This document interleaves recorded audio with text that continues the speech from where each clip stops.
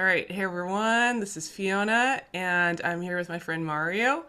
Me and Mario have known each other for several lifetimes, and we are here today to kind of talk a little bit about a lot of different musical, esoteric topics.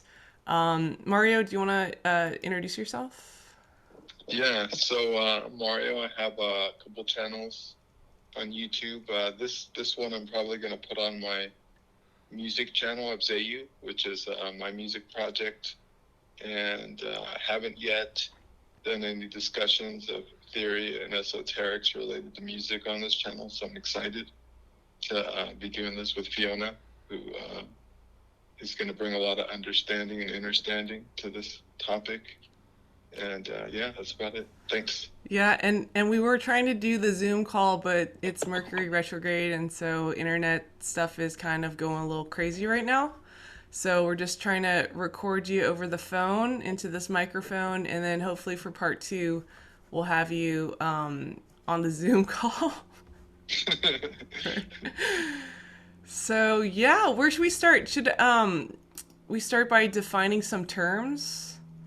That's great. Yeah, I have a list of terms. Of course, I don't have to go. I'll just do the ones that, you can dismiss any that I Okay. bring up that you don't think are relevant because I went a little too Virgo on this as usual. But Right. let's maybe start with dissonance and consonants. This is a good one because so what originally me and Mario wanted to talk about was kind of like, is there an energy behind music? You know, does the frequency of a certain pitch matter? Can it create illness? Can it create health? And so Mm-hmm. we're kind of exploring that. And one of the books that I read probably 15 years ago was Dr. Emoto's Hidden Messages in Water. And Mario kind of thinks it's bullshit. But I think there is some truth to it because I think we're all vibrational beings. We all have like 75% of our bodies are water, Sure. and then everything is frequency based. But we'll get into this a little bit later. So the first question was about consonants and dissonance, and this is a good question because I feel like my when I was younger, when I first was introduced to classical music, like at age 6 or 7, I was listening to all the romantic composers. So, Brahms. I was listening to Chopin, Liszt, Rachmaninoff, Schumann, and I loved the beautiful, kind of flowery harmonies. And everything was very consonant, very beautiful. Everything was very pure sounding. And I remember hearing the Rite of Spring when I was like 7 years old, and I was like, oh, this is like very jarring and very bombastic, and I didn't actually like it back then. Now I freaking love the piece, but back then my ears were so like any sort of interval that was not a third or a sixth or an octave or a fifth was like very jarring to my ears. So like certain intervals, like minor seconds, fourths are kind of like in between. Can they be dissonant or consonant? Of course, the tritone. Actually, you know what? I can play these on the piano. I have a keyboard in front of me. So, Yeah, let's hear the devil's tritone. I don't know what that so yeah, so is. the tritone. So let me start from. So you have your minor second, right? That's you know, I most people would say that's pretty dissonant. Minor ninth if I bring it up an octave. The major second from C to D, that's also kind of a dissonant tone. I'm just kind of speaking for, like, I'd say the majority of the population. Their ears are kind of more tuned to playing, to like hearing thirds and sixths and fifths and octaves. Um, Okay. and everything else is kind of like it's like shades of gray. It's like what is dissonant to one person may be consonant to another person. I remember hearing the major seventh, and like some people are like, oh, that's really dissonant, but then some people are like, that's absolutely beautiful. It's like It, you know, the seventh wants to T wants to resolve to do, you know, so it has that. It's like this area of tension. It's almost like in a movie where you're at the cliffhanger part. You know, is the guy going to rescue the girl from the dragon? You know, it's like your heart's beating fast. Some people like that adrenaline. They kind of like that like tension. Or maybe this is a very peaceful interval for some people. Um, I fill it in my head just because of jazz chords. I'm thinking of like a major seventh chord when I hear that major seventh. Take on me, right from that band Aha. Right. So yeah, dissonance and consonance. I feel like when I first heard some of these, you know, 20th and 21st century composers, I was thinking these are really not really beautiful sounds, you know. I think like even one of my teachers, like his music was like, I was like, this is like dissonant. And he's like, no, you're just not used to it. Ah, interesting. Yeah, but it's like it was very modal, and I think because of the way the music would cadence, it was like it was not always. I couldn't always. It wasn't as predictable as like Mozart or Beethoven, where I kind of knew where the harmonies were kind of leading to. It was just more like surprising, and like when you think of like the modes, you know, we have Lydian, you have Ionian, which is the major scale. You have Dorian, or sorry, Mixolydian, and then Dorian, and then Aeolian, which is just the natural minor, and then Phrygian. And then there's Locrian, but some people don't think that's a mode because of the flat five in the scale. So it's hard to kind of really hear this mode in its tonic just because you don't have that fifth, that dominant note. So Fiona, what about the extra mode, the extra four, supposedly, that I read in the Gurdjieff chapter? yeah, say a little bit more about that. Like what? So I don't know too much except supposedly there was four more different modes that were developed in the 16th and 17th century by some composers. But I never heard of anyone talk about them except last night reading that Gurdjieff in Music chapter. It talked about it a little. I mean, I can go back to it another time, but it did say the four particular.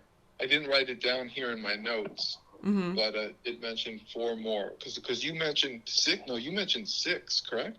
Yeah, So we got 1, 2, 3, 4, 5, 6, 7. it was seven. Okay, so I think it mentioned like three or four more. Have you heard of this before or no? Because I didn't get through the whole article. But we're talking about what's the title of the article? Um, I'll bring it up on my screen since I'm not on the computer. I mean, I have my computer here, but it's a PDF, so I can look at it. Give me a second. I can also find the reference. So let's see, the book is.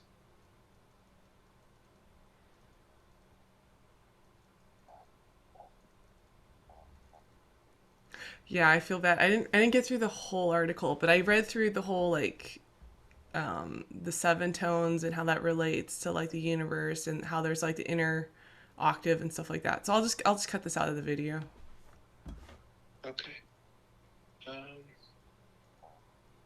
You'll cut what out of the video? That Oh, empty space? yeah, the space right now where we're like, And it's not, and it's funny because it's like I have the wrong computer up. This is a problem with some computers. You know what I mean? Like I do specific things on one and specific things on other, but then at some point, it's inevitable that it becomes interchangeable. okay. So these, are you talking about the modes of limited transposition by Messiaen? I don't think I am, but of course you mentioned that before, and I had seen there's videos about that, but I didn't listened to any of those yet, so I don't know that I'm talking about that. But Okay. So yeah, maybe because I want to finish this chapter and I didn't get through the whole thing and I feel kind of like a lazy student. no, you don't need to. No, I Because wanted to because it was actually kind of interesting and it was like looking at it from a more metaphysical perspective. Um, but yeah, if you find the names of those, then yeah, I have it right here. So such an annoying. So sorry. Okay. Yeah, or I like wasn't prepared to like go on my computer and like look for the book, but I have it right here because I'm on my other one also. Just give me 2 seconds. Mercury retrograde, huh? Even this is gonna be a nightmare to get through. And we were trying to make it easy for ourselves. Okay, let's see. Now where's the book? What a nightmare. Okay, here it is. Here it is. What did I do with it? uh, So ridiculous. I was just reading it last night. How could it just disappear? Like, what? I don't understand. wow. Okay. Isn't Let's that see. hilarious? Like, no, it should be right here. Uh, And what do? I hide these things from myself, I guess? uh, And it's funny because this is the one thing I didn't want to bring up. You brought it up, and I'm like, shit. oh, I Well, brought up the name of the article, or no. You brought up the 8 modes. I was hoping you weren't going to go into the six oh modes shit, really? because then that means that I would have had to ask, okay, then what the hell are these other ones? You know what I mean? And then it's like, Uh, and now I can't even. Okay, it should be here. Oh, here it is. It's under musicology. I apparently have I'm edified. I have a folder called musicology now. oh, okay. Okay, so these are all my Theodore Adorno articles. Oh, nice. Oh yeah, and of course it's not even here. Oh, there it is. It's like, no, it's not here. That's Oh ridiculous. no. Well, we could just skip that. I mean, we could just I kind of what was interesting about so this article um Gurdjieff, is that how you say his Gurdjieff. name? Gurdjieff. Gurdjieff. I know it's like I say Gurdjieff, and then Mario says Schoenberg, and I'm like Schoenberg. It's so embarrassing that I say that because I know it's It's kind of yeah. funny though when you hear them, like when my students kind of mispronounce like Mozart. I think you said Mozart too. I'm like, do you say pizza or pizza? So Good. it's kind of funny. I kind of get a laugh out of it. So with this article, the piano music, Gurdjieff's cosmology and views on art, this is just a chapter out of this book. And this was really interesting PDF that Mario sent me. And it kind of talked about the construction of the law of seven and how that kind of corresponds to the seven notes in the scale. Now, we're not just talking about the seven note diatonic scale. That's like in that's in equal temperament. We're talking about the seven tone scale that is in just intonation, which is where we get Yes. into tuning stuff. So it's all based on ratios, and I can't do that with the piano. I mean, there's some programs that have where you can set the tuning so that you know everything is based off of a ratio. But I thought it was kind of interesting. The seven is kind of like he said that like matter vibrates at a process that's like goes through seven stages, you know, from the finest to the most coarse matter. And then this, I guess the seven tone scale is like a model for all involving processes. And the descending scale is kind of all, I guess it reflects all evolving processes. So every thought, emotion, and mental state is kind of has like a corresponding rate and mode of vibration that evolves and evolves. I thought that was kind of an interesting thing, just because when we think about frequency, and with frequency, it's about the speed of vibration. So it determines the pitch of the sound. So, you know, like the 500 528 hertz, I believe, is the Earth's frequency. It's the frequency of love, apparently. And so frequency is the number of waves per cycle. So you think of like a sine wave, okay? Sine wave, it has one cycle, and the smaller the cycle, the higher the pitch it is. So when you get these longer cycles, these are lower pitched sounds. And our hearing range, if you have perfect hearing, it goes from 20 hertz to 20,000 hertz. I recently got my hearing test done, and apparently I did better 3 years later than I had, 3 years ago. They said I was like, I was like not doing so well in my right ear, but actually I don't know. I guess my hearing got more sensitive, I think. Sorry to hear that. Yeah. So more sensitive, yeah. It's not. It can be good, but it cannot. It can also be a hassle just having to wear earplugs when someone's like talking to you or something. And so pitch, we think of pitch as higher pitch. Like on the piano, if you go to the right of the piano, that's higher pitch. If you go lower, that's lower pitch. And there's not a real reason why we chose right is higher in pitch and left is lower in pitch for the piano. For harp, it's like lower pitches going up, and then as you go forward, then it's higher pitches. But it's kind of interesting, like, what if the low notes were on the right side of the piano and the high pitches were on the left side of the piano? That's kind of an interesting thing. So it's interesting why they decided to do that. But I think maybe because most people are right-handed, and so if you're bringing out the melody, the right hand is going to be a bit stronger than the left hand. So you want to, bring out those melody notes. And then the left hand, because most people are not left-handed, the left hand, unless you're playing highly contrapuntal music, the left hand's going to be playing simpler stuff. It's going to be playing more accompanimental stuff, like, or something. I don't know. But the right hand kind of has all the melodic stuff. Which hand plays more of the chords? Is that the left hand? I would say the left hand in general, but, at a certain point, music gets contrapuntal, meaning there's more than one musical line happening at once.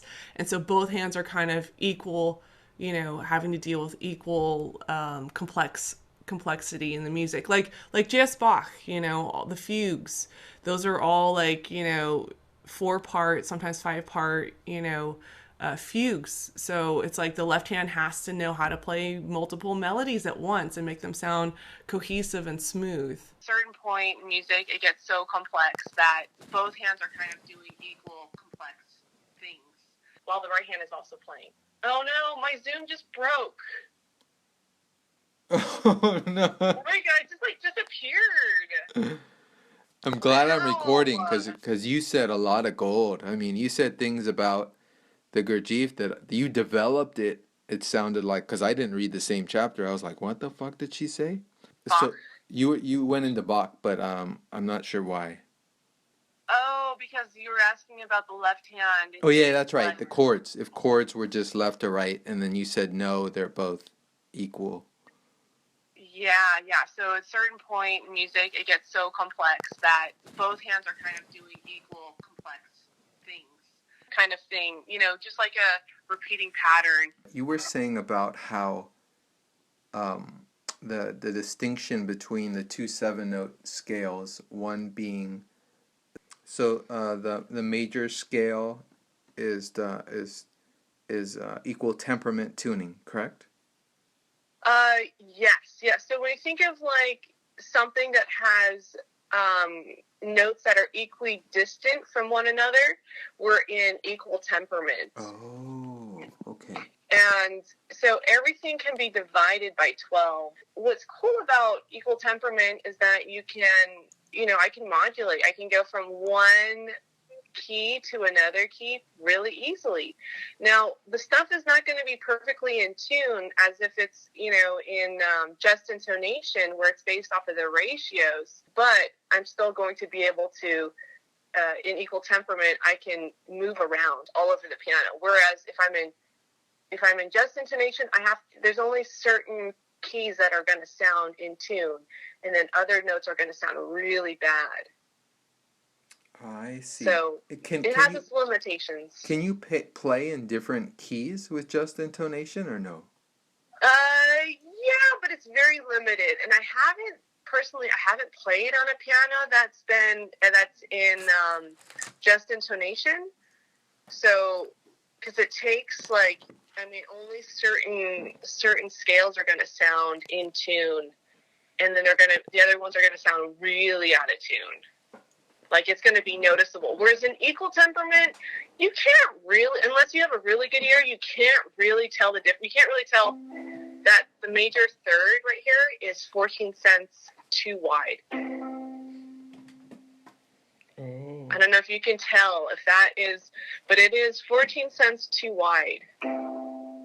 Oh, did you say 14 cents? Yeah. Awesome. I'm learning that terminology as I was reading about the ratios last night. So awesome. Yeah. So the each semitone on the piano, so each half step is 100 cents apart. From like C to C sharp, there's 100 cents in between. Got it. Okay, so it's almost kind of like microscopic, but you can start to hear, if something's out of tune or in tune. I think people's ears are kind of can definitely tell when it's like 14 cents. Whereas our perfect fifth intervals in equal temperament, they're actually only 2 cents off. Oh. So when we do perfect fifths, they're actually quite close. Interesting. So using ratios, we can tell how in tune or out of tune two pitches or two notes or two sounds are. Yeah, and that's all based off of the overtone series.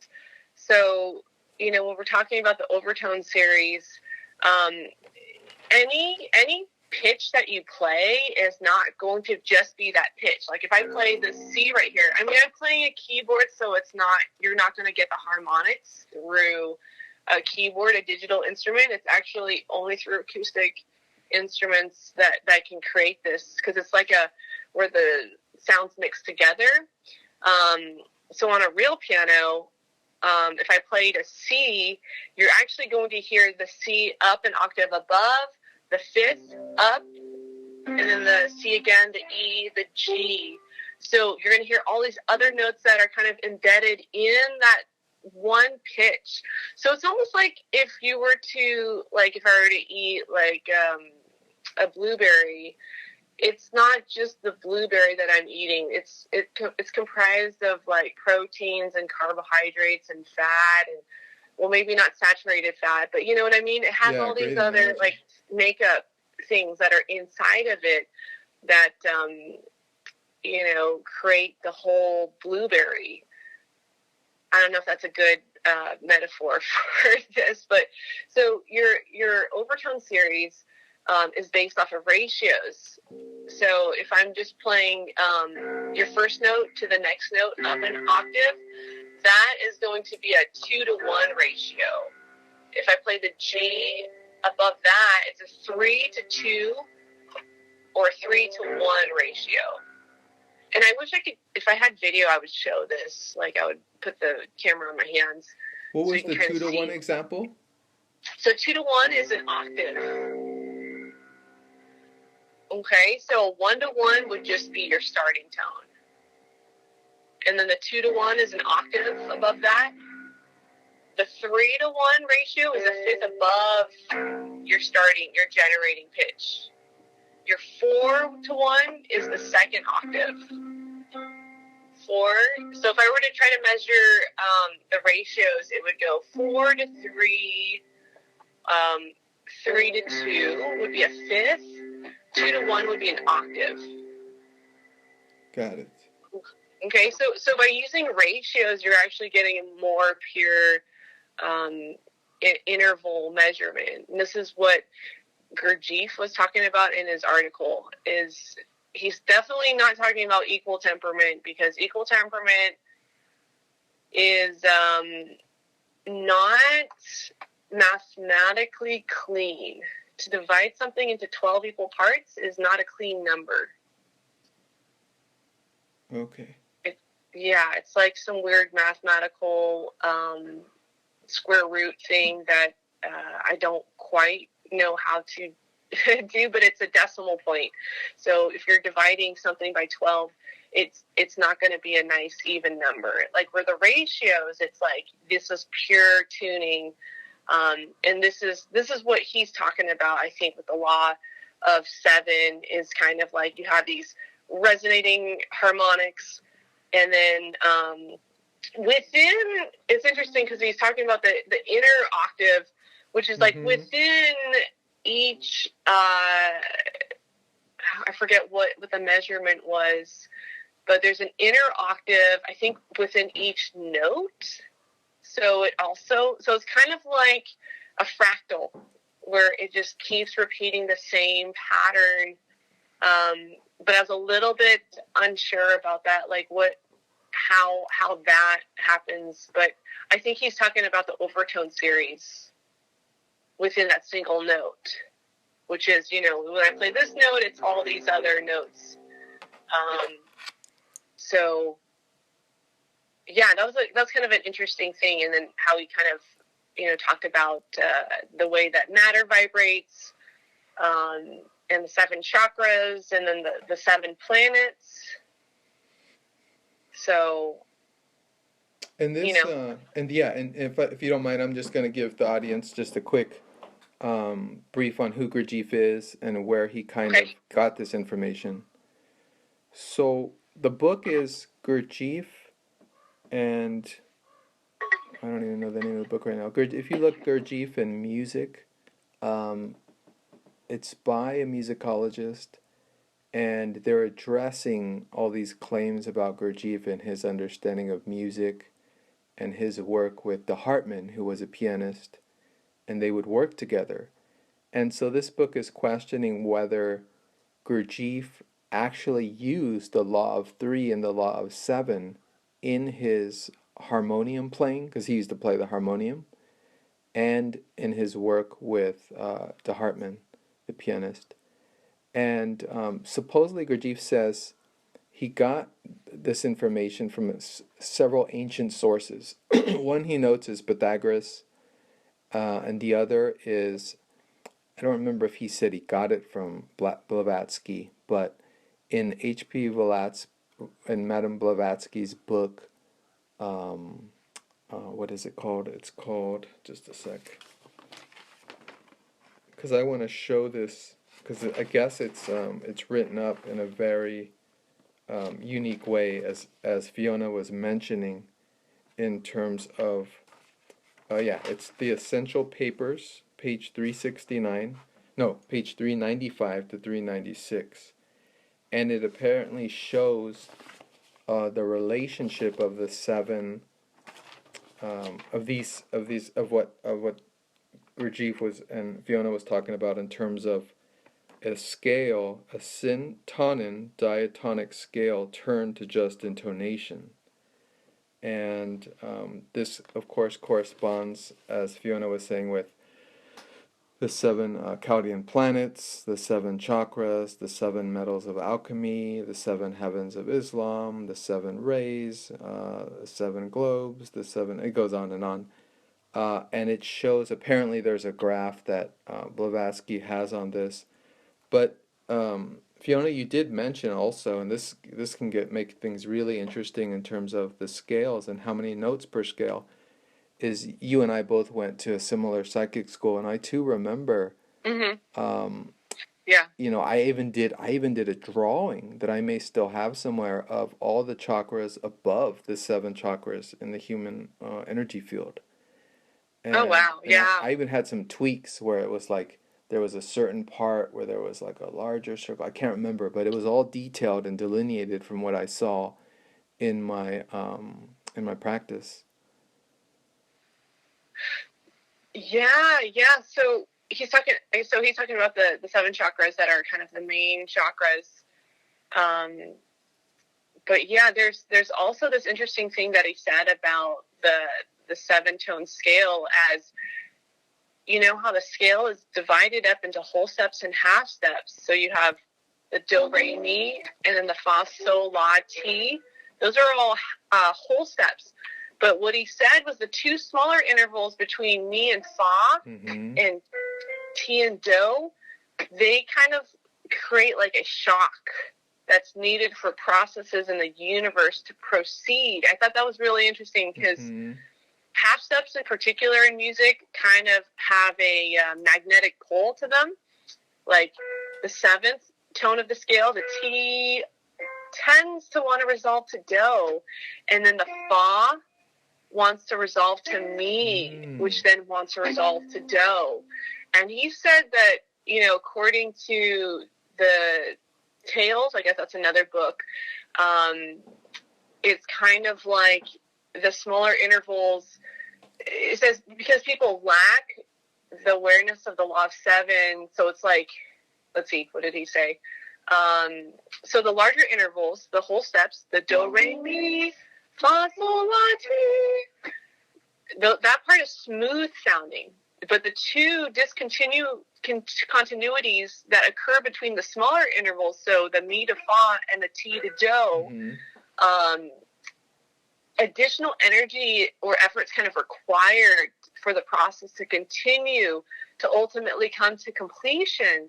So it's this lack of awareness of the law of 7 that explains why people rarely complete processes in life or achieve their aims. So they're kind of stuck at these smaller intervals without knowledge of when and how to apply the effort as required for the processes to proceed. I thought that was very cool. Yeah, that was interesting. You know? Yeah.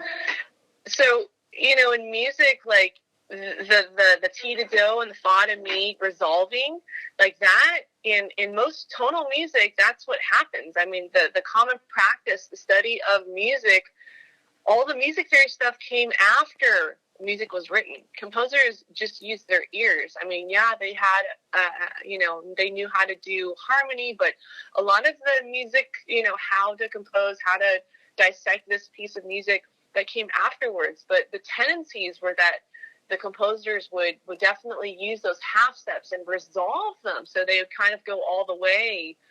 And I think that, you know, by kind of not listening to that, whatever this is kind of like an inherent kind of push-pull mechanism in the music. Like when the serialists came in, it kind of gave the sensation of the music just never really finding completion. It's just kind of like chaos, and it kind of hits you in the gut, you know? And who are the serialists? Who are the serialists? What? The serialists, so Schoenberg, Schoenberg. So Schoenberg, there's Berg and there's Webern, but Schoenberg was the most famous of them, and he actually taught at UCLA back in the day. Wow. He wrote a few books as well on music theory, but his whole thing was like he wanted to get away from harmony. How can we take the composer out of the equation and, you know, have it be based more on, you know, mathematical principles of how can I, you know, use all 7 tones of the scale and not repeat them until all 7 tones have been played once. And so it just becomes very, like, dissonant would be the word. When I first heard Schoenberg, his earlier stuff is actually more kind of beautiful and lyrical. But, you know, if you listen to any of his other works, it's very kind of harsh for the average listener. I would say that I was not a fan of Schoenberg, and you know, like the piano pieces, the Opus 11 is really good.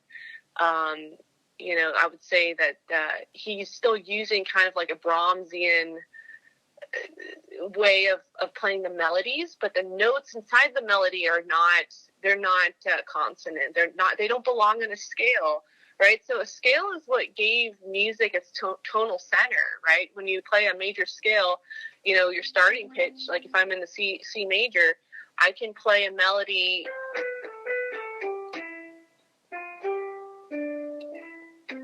And then if I end on C, then, you know, that's kind of like, that's the home key. But in serial music, it's like everything is chromatic. And in a chromatic scale, there is no, you know, there is no tonal center. It's kind of like up in the air. It's kind of wandering. So let's have fun with that for a second. So isn't there an implication when music has a tonal center that if you're for example, if you're playing in a particular key, doesn't that particular, let's say we're playing in C minor, right? Wouldn't that wouldn't that imply that we're beginning with a C and we're ending the song with a C? Is that correct? Yes. So and then the high waves and the low waves within the song will also be defined by the C. Is that correct? I mean, sometimes a piece of music can modulate out of C, so it can go away from its tonal center to a new tonal center. Oh, okay. And then it can come back. Or, you know, it could just stay in that new key and resolve there. But composers, especially tonal composers, would modulate, you know, to a relatively close key. And then, you know, by the end, by the third movement, like in a sonata, you would modulate back to your original key that you were in. Okay, got it. Now, this is a really fun article. John Cerzan's Tone and Tonality. He's a primitivist, and so he questions what he tends to do. Actually, which is more interesting, is he will, not more interesting than anything we're talking about, but it just in the sense of a larger perspective. He says that what happened in music with Schoenberg was also happening, he said, in art with Picasso and Kandinsky, and he said it was all, or Kandinsky as well, and it was also happening in literature with Joyce and like Kafka and Beckett. It's interesting because it was happening all over art. Does that make sense? Like this movement away from harmony and ratio. Right. Exactly. Yeah. And I think that music had to kind of go through this phase. I mean, you know, does music reflect life or does life reflect music? You can always look historically at what was going on during that time. But, you know, in a way, in the music realm, everything had been kind of already done, like harmonically. You had Richard Strauss, you had Wagner, you know, it's like these composers were pushing the boundaries of harmony to the point of like playing chords that were like, you had added 13th and flat 9 and sharp 11th notes, and where it was kind of like, how do we analyze this music? And I remember studying, it was a Wagner, one of his operas, Tristan and Isolde, the Tristan chord. And it's like this chord that it never resolves. And then at the very end, it does resolve, but it's like, does it really resolve, kind of a thing? Interesting. So you had these composers that were constantly pushing the boundaries of harmony to a point where it was going in that direction anyways. And then the serialists were like, okay, we're going to completely like bypass harmony at this point. But it's like any composer, when they make something, when they turn a dial up on a certain aspect of music, it's like they're not going to do that for everything.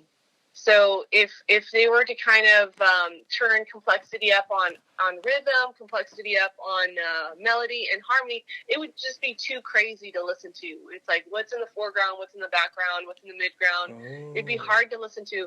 I mean, it might sound like noise, right? Which is good. You know, some people like noise. But what do they say? Every noise has a note. every noise has a tonic. Well, it's weird because like if you look at the waveform of noise, like if I were to like crumple up a piece of paper, the sound wave would be all sporadic and all over the place. It wouldn't be like a sine wave. If I just like, you know, played a note on the piano, it would just be the shape of the waveform would be all, you know, it would be irregular. And so that's how you can kind of visually tell if it's noise. You know, like if, I don't know if you've ever looked at an oscilloscope. where you can kind of look at the waveform. But the ones that repeat, that have a, pattern to them, those are the ones that have a pitch, whereas the ones that are kind of all over the place, those are ones that have no audible pitch. It sounds more noise. May I ask this question just came up. I think this is a good question. Is electronic music a branch on the tree of the surrealists?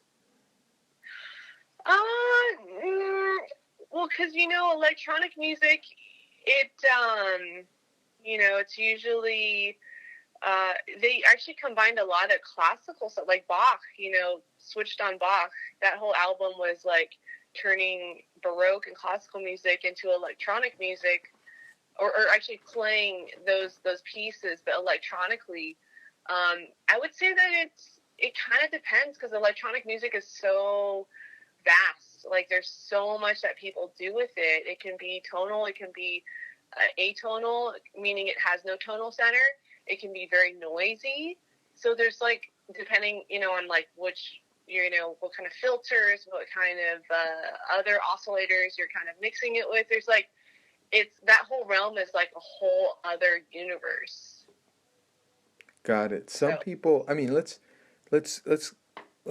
share some of the interesting kind of perspectival claims that sometimes come up, especially with the implication of, the 440 versus the 444, is it? I can't remember what it was. 430 or 432? Yeah, 430 and 432, and just the ideas around if it seems you pointed out that dissonance is sometimes a relative concept or perspective.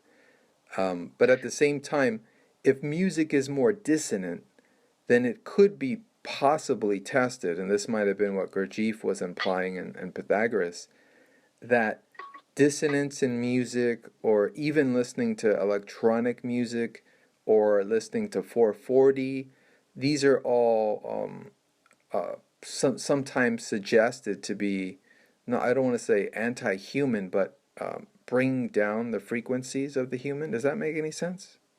Yeah, no, this is an interesting topic, because I was talking to the owner of the Sound and Healing Consciousness Institute in Sausalito, and he was saying how that number 440 was actually kind of created in the 1930s, I believe, and it was a bunch of countries that were just trying to figure out, what is where should A be set, and so it was almost like a collective, like, let's just call this frequency. It was higher than, the 432, the original, I guess, the Baroque frequency, but he was saying that it more had to do with creating excitement for the concert world. The higher the pitch something is, the more exciting, the more it's just more energy in it. Like, and this has been a thing with a lot of symphonies, is they'll tune higher and higher and higher. But what about the singers? Are they going to be able to reach those high notes? Like, I always kind of wonder about that. But he said that it was less about the pitch, and it was more about the energy behind the pitch. I don't know. I would like to believe that the Baroque, the 432 frequency, like, just when I listen to stuff that's in 432 or 430, for me, it just feels more peaceful. It feels more like centering.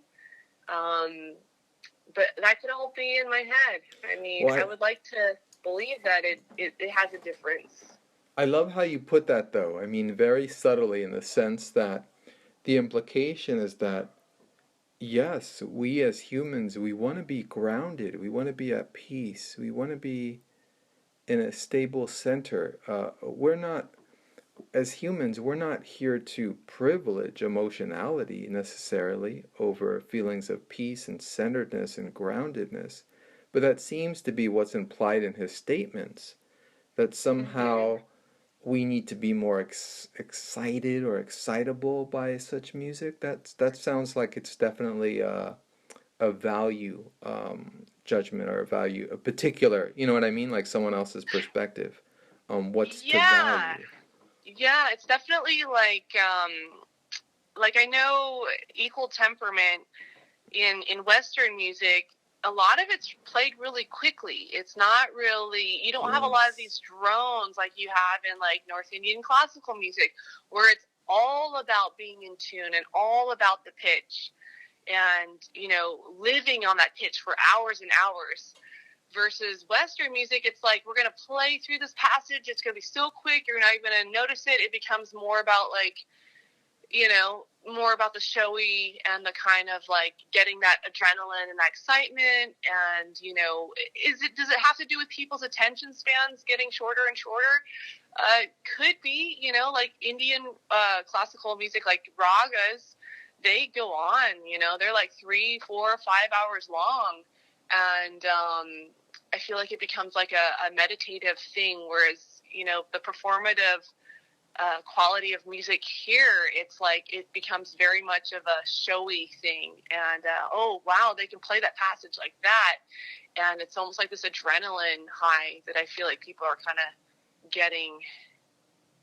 Yeah, and what does that do to the nervous system when you over adrenalize it, right? I mean, what are you doing to the human body when it's on edge or Right. when it's addicted to states of adrenaline rushes, right? What does that do to the nervous system? Yeah, I mean that kind of puts you in the state of perpetual fight, flight, and you kind of need that addiction, that dopamine boost. You know, if it's from social media or drugs or alcohol or sex or um, attention or doing risky things like skydiving and stuff like that. I feel like you constantly need to have that fix in order to kind of get that same level of high that a normal person who doesn't have that addiction, you know. So it's like you have to work. Your adrenals are probably burned out I wonder if they're because not of that. if they're not attempting, you know, with all these different new normalizations, if they're not attempting to normalize a dysregulated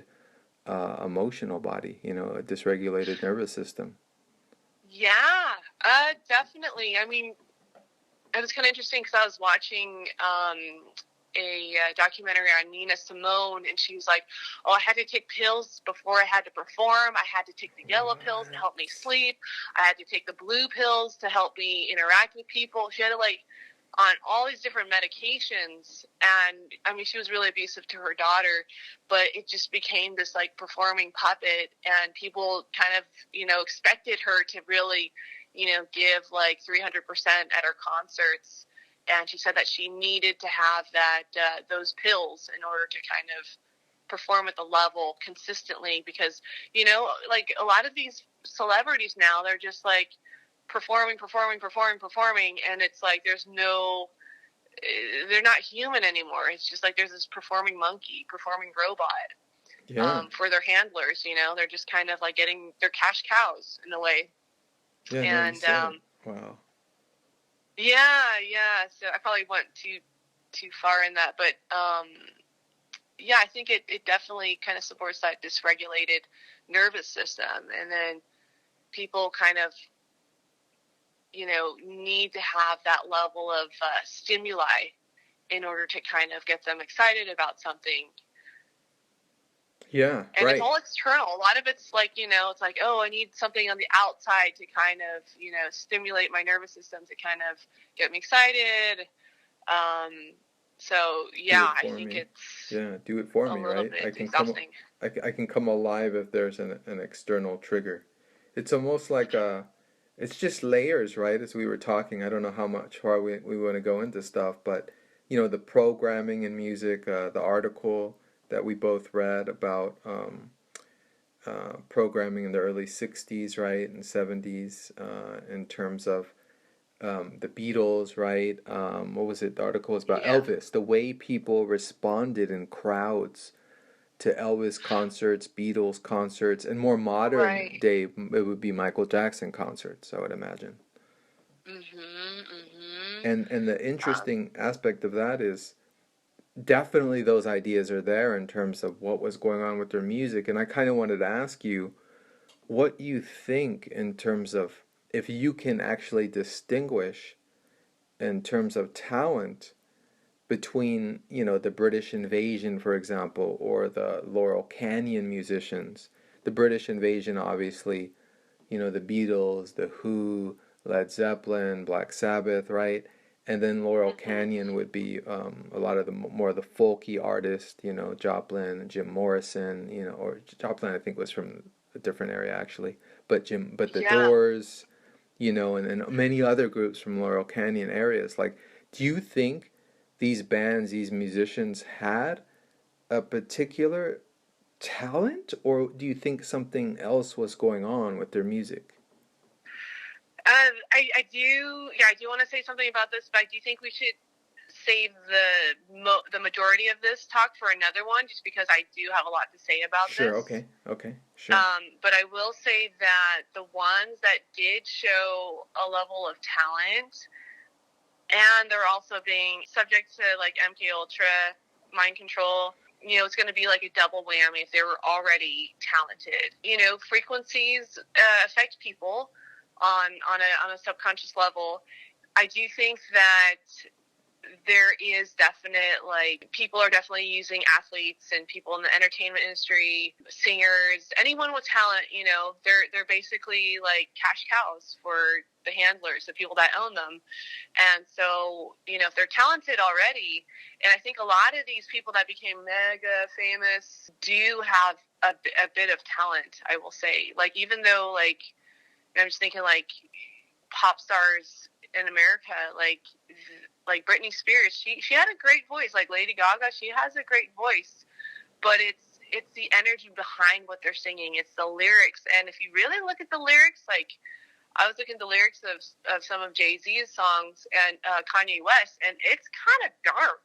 Like, I don't know if people are aware of that, but you know, a lot of this stuff is kind of coming in subliminally. It's like you may be moving your body to this beat, moving your body to this music, but, like, what are you really introducing yourself to? What are you really putting in your energy field? I do think that is something that we should take a look at, because there's a lot of symbolism that a lot of these musicians and artists are, it's almost like kind of like showing like their badge of like, oh yeah, this is what I came from, this is, you know, who I belong to. And it just kind of becomes this energy, this vibration to kind of put it out to the people and kind of get them hooked on it. But yeah, I think that, like, we have to be aware of how the language of music is being used. How are these lower frequencies, you know, having us, you know, people kind of be more in their lower chakras. So I definitely have a lot to say about that, but I would want to save it for another call where we can just focus on that. Sure. Taking it back to what we were talking about earlier, there was a quote in the Gurdjieff chapter, and it was about it was relating to other classical musicians which were utilizing frequency concepts in their music. And it had about 3 examples, and I think it even quoted one of Schoenberg's books where he mentioned Messiaen. And then also Bart, I don't know if I'm pronouncing it right. Bartok. Yeah, Bartok, and one other one. But there was reference to, the first reference was to one of them using the Fibonacci sequence in their music. And we know that's happened in the modern day with one of Tool's albums had a 10-minute song utilizing the Fibonacci sequence. And, you know, and I don't know if you've heard both perspectives of this, but there are some that say, especially the Crater Earth guy on YouTube, that the Fibonacci sequence is an alien frequency. It's not even a human, necessarily a real human frequency. So it's fascinating stuff, you know, when you get into this. Like, you're almost learning to discern, and on every level we're learning to discern what frequencies support human life and which ones do not. And if there's even a such thing as that. Like you said in the opening, right? Is there music that harms the body? Is there music that heals the body? Yeah, no, this is interesting. I have a friend it was so interesting. He was really into the Fibonacci series, And I know that like composers have used like prime numbers, like absolute time, like at 3 minutes in, I want this to happen, or they'll kind of use like the golden mean, the golden ratio. You know, at like 3/4 of the way into the piece of music, there's the big climactic point, and that's kind of like seen in a lot of like film as well. The Fibonacci series, I'm not totally, educated on it. I feel like, Bela Bartok. So he used the Fibonacci number series. So it's 1, 1, 2, 3, 5, 8, 13 in his sonata for two pianos and percussion. Yeah. And that's interesting because that piece is, I don't know if you've ever heard that piece. I tried to perform it many years ago, and it's like intense. It's like war. It sounds very harsh and just like, can be kind of like, I don't know if it's almost like it's like the sounds like assaulting you in a way. Interesting. I love his concerto for orchestra. I think Bartok's concerto for orchestra is brilliantly written. I've seen it, heard it in the symphony. That piece is absolutely brilliant. But sonata for two pianos and percussion, listen to it. I just feel like sometimes it feels like it's assaulting me. So for Messiaen, sorry, go ahead. Yeah. No. That's all I had to say. So for I'd be interested too, because I'm actually starting to adapt a similar perspective with Fibonacci. Like when I hear it, it doesn't necessarily feel resonant with me. So it notes here that Messiaen emphasized prime numbers. You mentioned prime numbers. As they cannot be divided by any number but themselves, and thus suggested to him occult forces. He also considered his non-retrogradable rhythms and polyrhythms, patterns of note durations that read the same way backwards and forwards, to parallel the mathematical order of nature and the movements of the planets. A lot of these guys are really into astronomy and astrology. It's fascinating. Yes. I definitely use prime numbers in my own music for where I want certain events to happen. I use absolute time. I definitely use polyrhythms, and so I know. I'm not totally sure how. So the prime numbers are suggesting to him occult forces. Like how? I'm kind of curious. Like how so? Like do these numbers represent certain? I'd be kind of curious to hear more about that. But I know the prime number thing is very common. Yeah, later in the chapter he goes into it. They go into it a little more. The author. Okay. And then it goes into Holst and Cyril Scott, who were all interested in esotericism. Scott wrote around 30 books on the topic, and they both used apparently the golden section or the golden mean in their music, considered to be a divine ratio calculated as approximately 1.6180339887. Yeah, and this is used in architecture, in art, in music, so it's kind of a universal thing, in music. At that point, something important would happen in the music. So I don't understand how are these things placed into the music? Now the Fibonacci series I know because I can hear it I can see the visual of the Fibonacci sequence, and I can hear it in the music when I listen to that particular Tool song. But how does someone insert whole what for example Messiaen was doing with the whole, what is it again? The prime numbers, or how do you do it? Yeah, how do you do it? Like, how does it go into the song? Yeah, this is where I'd want to share my screen and show you a piece of music, because then I could show you examples. But usually, before you write a piece of music, you're thinking about the structure of it. Like, what do you want to have happen at so-and-so, at 3, at 5, at 7, at 11, and you'll kind of create, it's all approximate. It's never, for me, it's never been perfect, but, with other composers, it kind of depends on your tempo as well.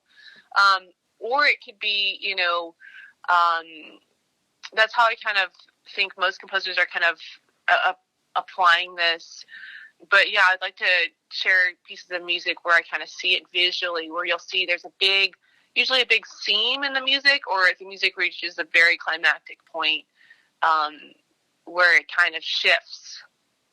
And then the music is kind of different from then on there. But is it usually scales? It's done with a map first, like structure, or you decide the structure before you start writing it. Oh, okay. Like Bartok would have actually timings in his score, like this should only take 1 minute and 5 seconds. By this point, you'll be at 11 minutes. Like he actually had numbers in some of his scores. Concerto for Orchestra, I think, was one of them, where he would have the absolute time so that, the conductor knew exactly how fast he had to conduct. Oh, wow. Yeah. And then how about what Debussy and Satie and Holst were doing, and Scott, in terms of how is the divine ratio or the golden mean put into the music? Is that like a scale that where the notes hit that ratio or something, or how does that work? That's a good question. Because with Satie, his stuff was always kind of background music. I mean, furniture music, that's how he coined it. It was not meant to be something that's performed for people to be watching. It was more background music. And you will see, like, in his Gymnopédies, like, there is a moment of where the music is, fortissimo and, kind of a mini climactic point. But yeah, I could see, like, maybe the structure, the chords kind of feel like they're kind of wandering, in those pieces. And he also kind of took away bar lines in some of his pieces. So he didn't want there to be he didn't want people to kind of play the piece metronomic or have it adhere to any bar line or tempo. He was kind of trying to emancipate the music. So that's kind of giving the performer, like, you could play this how you want. And it doesn't have to be, strictly in time. Debussy, I would say, because his music is so colorful, and he uses the whole tone scales, which are, the whole tone scale, which is symmetrical. It's a scale made up of whole tones, and it also doesn't really have a tonal center, because you don't have any half steps. Half steps kind of show you where, remember, like in the Gurdjieff article, it's like the half steps, that's where the shock happens. And so Debussy is using a lot of modal music, modes, and a lot of whole tone scale, and also a lot of planing. So he'll move stuff in parallel motion. So it's, he kind of broke a lot of rules, just, composers before him, it was like no parallel fifths in your voice leading, no parallel octaves. There's a certain way to kind of resolve certain chords and harmonies, and he kind of, did his own thing. He studied a lot of Asian music, though, like gamelan music, and those scales are not 7-tone scales. A lot of the scales are only 5-tone scales. Fascinating. Yeah, like you get the pentatonic scale. Yeah, pentatonic, yeah. So, I don't know too much about how they kind of use the golden mean, but when I'm kind of just intuitively, I think it's more of a there's a climactic moment in the piece that happens at that time, and but with these impressionistic composers, it's more about the color. It's more about the blending of the tones together, and the harmonic rhythm might be. Like if you've ever listened to gamelan, it's almost like there's a rhythm that each person is playing in, but it all kind of mixes together, and it kind of just sounds like a chord that's being played over and over again. And I have this in a percussion ensemble I wrote a couple of years ago, where I tried to imitate that same thing with the gamelan, where it's like this repeating pattern, but it all just really kind of fuses together, and it sounds like this chord. What is gamelan? Is that a program, or is that a person? Gamelan is actually it's a set of like metal instruments and it's usually played in like a group. You have these different kind of hand played drums, and you use mallets to play them, and there's different types of gamelan. You know, there's like the Javanese, the Sudanese, the Balinese gamelan. But basically, they're all percussion instruments. There's like a gong. Sometimes they can include other stuff like flutes and stuff, but you know, they're of a certain scale. I don't know the exact tuning of the scale, but it's not our Western scale, major, minor, or it doesn't fit into a mode. It's like the tuning is kind of different. And it's kind of like playing a xylophone, but the notes are completely different and kind of spaced apart in a weird way. So, but yeah, a lot of the music, let me see if I can pull up an example of gamelan so you can kind of hear what it sounds like. Can you hear this? Yeah.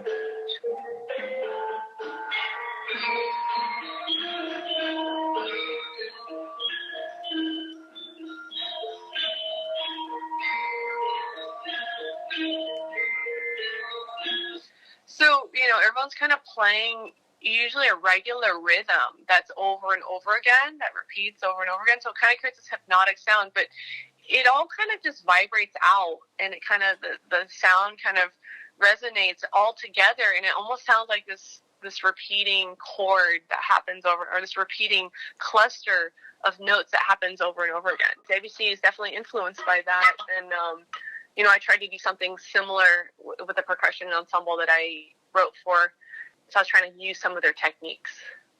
But I wanted to mention, do you know, and we haven't gotten into this too much yet, and maybe for next time this might make sense, but I have a series called the Whole Tone series. And and it's, you know, it's like we were talking earlier, it's a series on all the different hertz frequencies of like the heart, and right, there's 444, there's all these different, and when you listen to them, you know, it actually has an effect, like on the body, like listening to, it's amazing. I was listening to the 444 this morning, and, you know, it does have a certain resonance with my energy field. You know, I could feel it happening, right? Okay. Yeah, let's talk about that for the next one. I feel like this one's kind of getting a little bit long. I'm a little worried maybe people won't listen all the way through. Okay, yeah. We were pretty much at an end.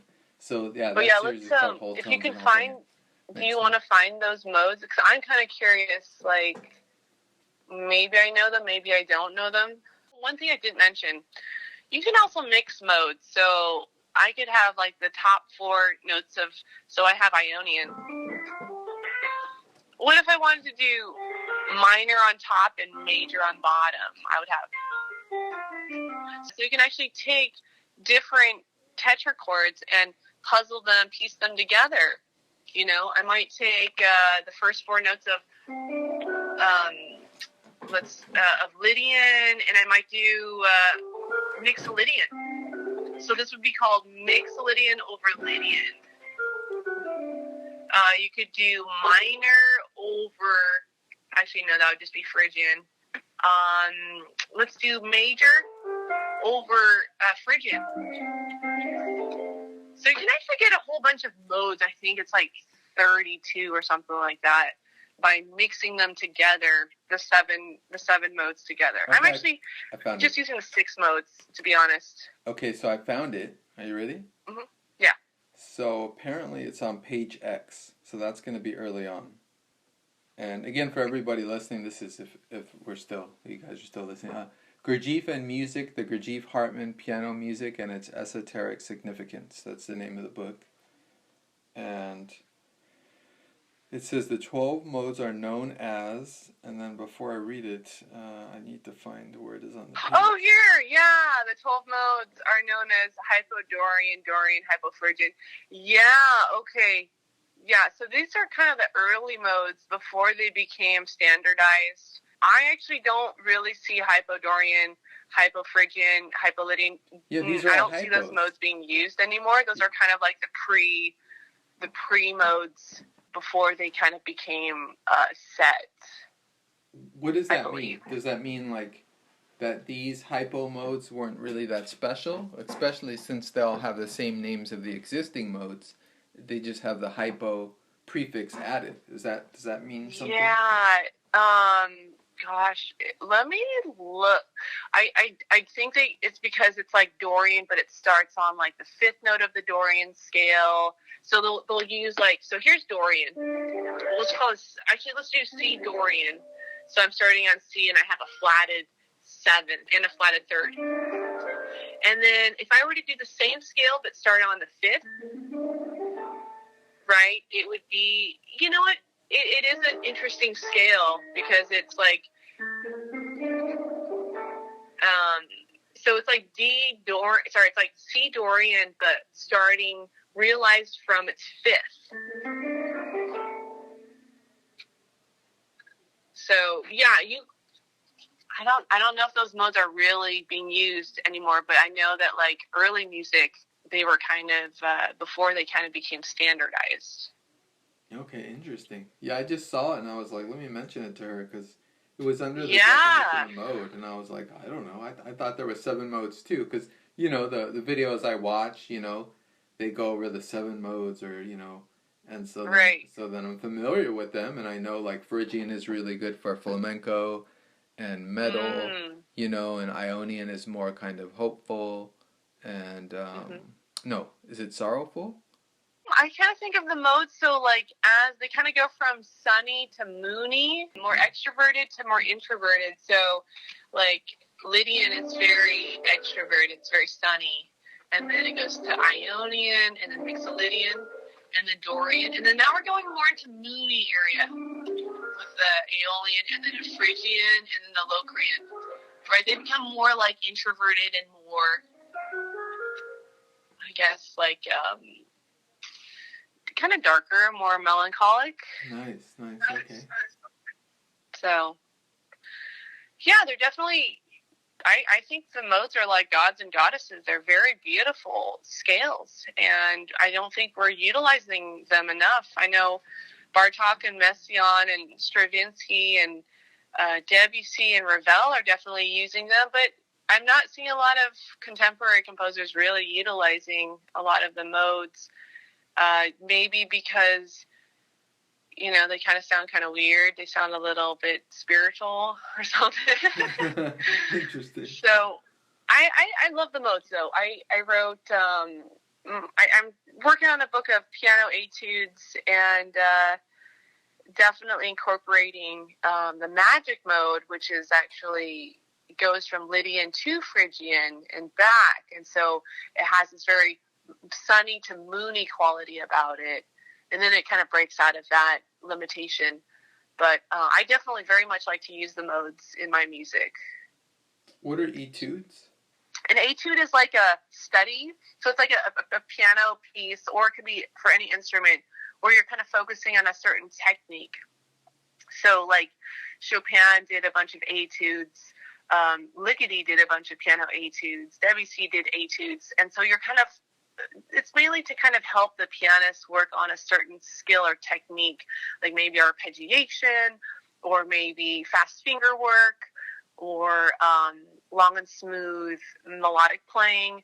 For mine, it was more, I just called it an etude just because I was like, oh, it's a piano piece and it's kind of virtuosic. That's the thing about etudes, they tend to be a bit on the show-off side. They can be kind of like virtuosic and just require a lot of technical energy to play them. Got it. Okay, well, thanks. Should we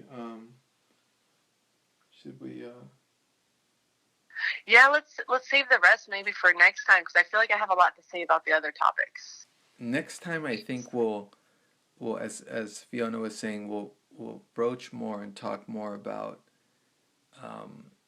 the influence of the 20th century on music, especially in terms of the switch to 440, which did happen in the 30s. Actually, it was in preparation for World War II.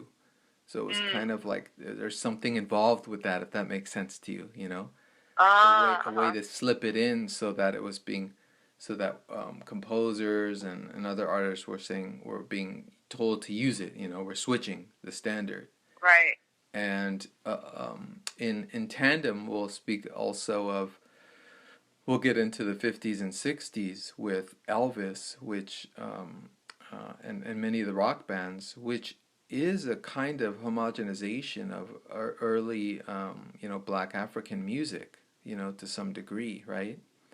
And in itself is its own kind of cultural transition, or whatever it was that these record companies and even the think tanks, which were sponsored, as we were talking about, by certain foundations and organizations. Like, was there an agenda in relationship to RCA Records, for example, that released Elvis, and I don't know if they released the Beatles too, but what was going on with their recording? You know what I mean? Like, what was happening with it to create such an impact on its audience, as we all observe historically with these, fanatical fans, just, losing it at concerts, right? Up to modern day, where we have the concert you were speaking of. I did a little research on that too. What was that concert? I think that was in Texas, right? Oh yeah, the Travis Scott thing. Yeah, and how like people actually had heart attacks, or from what they've released, it sounds like, what's a heart attack? It's the energy in the body not being able to handle a certain frequency. It's the energy building up in a part of the body, right, in the heart, and not being able to continue its circulation, not just blood-wise, but energetically. So fascinating stuff. So I just wanted to drop that for next time. And how about you, Fiona? Just looking at how Hollywood and the music industry, the film industry, just kind of what kind of occult languages are kind of being spoken subliminally and put out through these different artists. I kind of want to explore that, just because of the Travis Scott thing. That was really like a huge wake-up call, and I think there's more than we think that's going on in the music and entertainment industry. So the more we can kind of be aware of it, the less hook it will have in us, in our subconscious. The more we can kind of be in it but not be of it, and not be mind controlled by it or influenced by it. Because I'm just seeing a lot of this stuff in pretty much everything I'm watching film-wise and music that I'm hearing. It's like we have to be careful about what we're kind of ingesting, putting in our energetic fields. There's a reason why I stopped watching horror films, because it's like usually that part of me doesn't, that wants to consume that, isn't like light, love, peace, divinity. It's like it's a shadowy part of myself that usually wants to, or the part of me that wants to eat candy, so I have to kind of look at that. Let me respond to that, just so we can share this for next time, because I think there'll be a great thematic bridge to next time, because I want to contrast that. So there's also the possible argument, an example is the quote from Apocalypse Now, where Kurt says, "Horror and moral terror are your friends. If not, they are enemies to be feared, truly feared." And then in Dune, in the original Dune book by Frank Herbert, there's the fear litany, which I'm gonna mess it up, but it's something to the effect of, "I will feel my fear. I will let my fear pass through me. And when it passes through, I will see it," or something like, "Only I will remain." So it's the idea that you allow the fear to enter through your consciousness, and you face it, and you feel it fully, and you let it go. But a horror film is 3 hours of lingering, right, in that fear. You know what I mean? So that's a little different, Yeah, no, I agree with the you got to face the fears and stuff like that, but also if it's constantly like, like I watched The Exorcist when I was 7 years old, and that, like, I had nightmares for like 3 years. I had to sleep in my parents' room for 3 years. Wow. It was terrified me, because I knew that could happen. I knew that possession at age 7, I knew that was a real thing, and I was like, oh my God, I don't want to be possessed. Like I was absolutely terrified. I was running from it, so in a way it was like almost too much for my nervous system to handle. When we get off right now, I'm gonna tell you one interpretation of that film that's right on. But let's say goodbye to everybody, and then I'll share that with you. Okay. But what do people want to know? We'll save it for next time. I'll mention it next time. Okay. Okay, so thanks everybody. Thank you, everyone.